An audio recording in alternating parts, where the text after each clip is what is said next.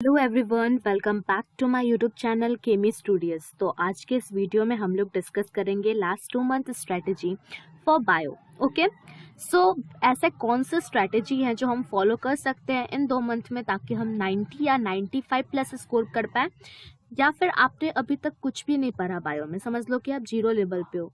Yes, it's possible, तभी भी आप जो है 15 डेज आपके लिए मैक्स है बायो का सिलेबस कवर करने के लिए। अब मैं आपको एक ऐसा स्ट्रेटजी बताने वाली हूँ जिससे कि आप अपना सिलेबस भी कंप्लीट कर पाओगे, प्लस जो भी हमें एक्स्ट्रा सॉल्व करने की ज़रूरत पड़ती है to check the level of questions, कैसे पूछे जाते हैं, किस टाइप के क्वेश्चन पूछे जाते हैं, क्वेश्चन बैंक हो गया हमारा, सैम्पल पेपर्स हो गए हमारे, ठीक है, ये सब सॉल्व करने का आपको टाइम भी मिलेगा। सो वीडियो पे बने रहिए। वीडियो पसंद आती है तो लाइक शेयर सब्सक्राइब ज़रूर करना और कमेंट सेशन में अपने व्यूज़ मेरे साथ ज़रूर शेयर करना, ठीक है। तो जैसा कि हम लोग जानते हैं क्लास 12 बायो में हमारे कितने टोटल यूनिट्स दिए गए हैं, तो हमारे टोटल 5 यूनिट्स दिए गए हैं, ठीक है।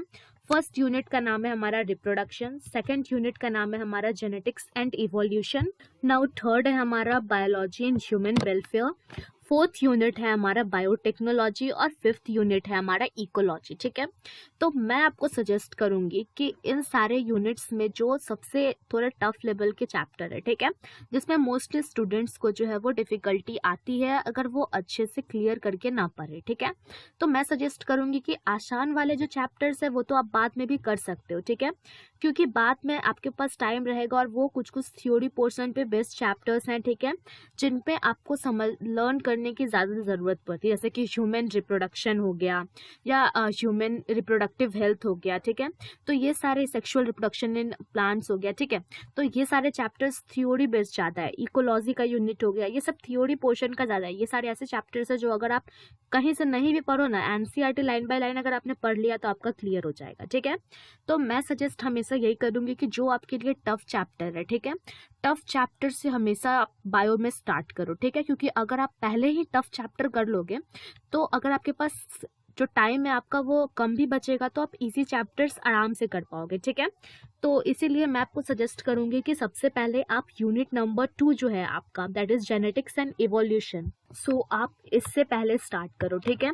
तो इसमें आपके कितने चैप्टर्स दिए गए हैं, तो इसमें आपके 3 चैप्टर्स दिए गए हैं, ठीक है, chapter number 5, chapter number 6 and chapter number 7, ठीक है। सो बायो की जब बात रहती है तो बायो के लिए I want suggest any reference book, because bio के लिए एनसीईआरटी जो है वो सफिशिएंट है। सारे क्वेश्चंस जो है वो एनसीईआरटी से ही आते हैं। अगर आप लाइन बाय लाइन पढ़ लोगे ना 2-4 बार एनसीईआरटी को, तो उसके बाहर तो कोई क्वेश्चन पूछा ही नहीं जाएगा और आप इजीली 90 प्लस तो स्कोर कर पाओगे, ठीक है। सो मीन्स आपको चैप्टर 5 पहले करना है, देन चैप्टर 6 करना है, देन चैप्टर 7 करना है बायो में, अगर आपने जीरो लेवल पे हो, ठीक है।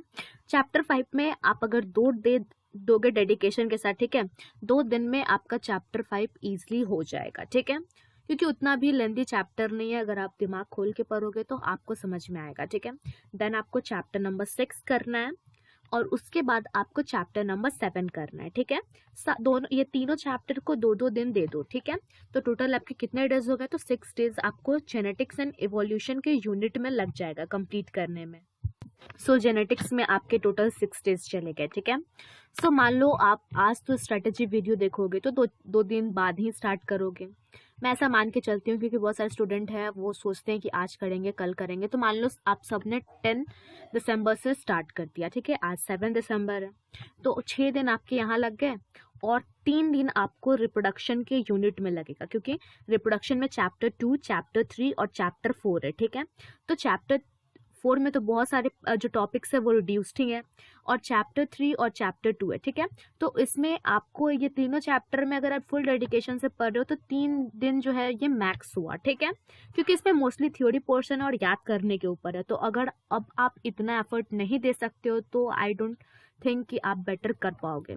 सो इतना एफर्ट्स आपको एनी हाउ तो इसमें देना ही पड़ेगा। If you want to score good marks from inside, then आपको अंदर से खुद मोटिवेशन मिलेगा, आपको दूसरे के मोटिवेशन की ज़रूरत नहीं पड़ती।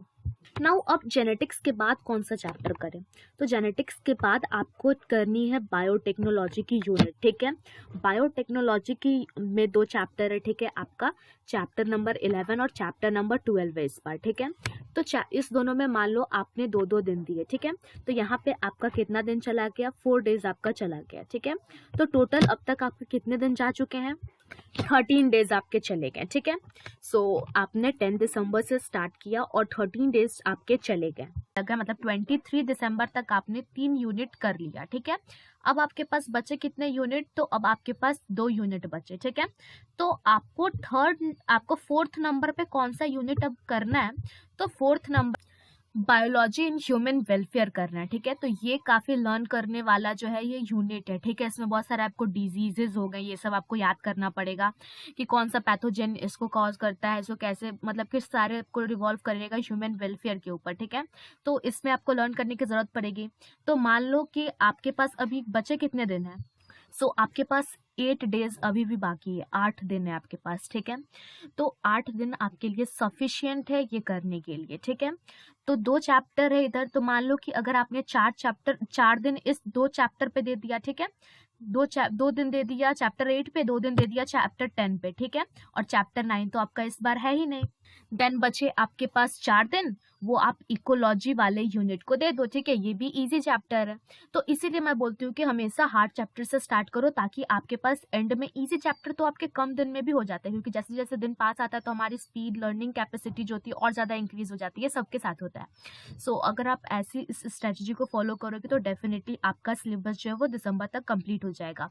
सो डोंट वेस्ट टाइम, अभी आपके पास सफिशिएंट टाइम है। अगर आप आज से ही स्टार्ट करो, और अगर आप सोचते रहोगे कि नहीं कल स्टार्ट करेंगे, तो वो कल कभी नहीं आने वाला, ठीक है।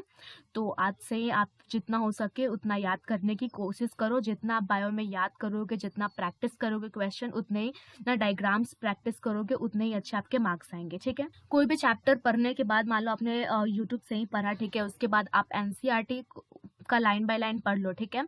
उसके बाद आप मेरे नोट्स भी देख सकते हो, ठीक है। मैंने अपने नोट्स अपलोड कर रखे हैं बायो के सारे चैप्टर्स के, मेरे नोट्स से भी आप चीज़ें याद कर सकते हो, ठीक है। उसमें फुल एनसीईआरटी कवर्ड है। And then you can solve question papers जो कि 2023 बोर्ड एग्जाम के लिए है, ओसवाल बुक्स के, ठीक है। ये क्वेश्चन बैंक आप सॉल्व कर सकते हो, ठीक है।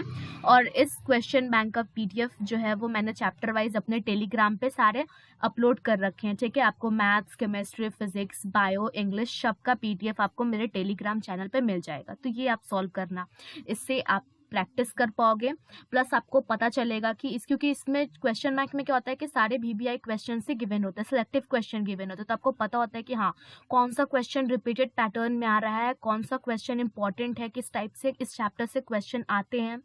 और प्लस इसमें रिवीजन नोट्स ये सब भी गिवन है, तो उसमें रिवीजन पर्पस में भी आपको आसानी होगी, ठीक है।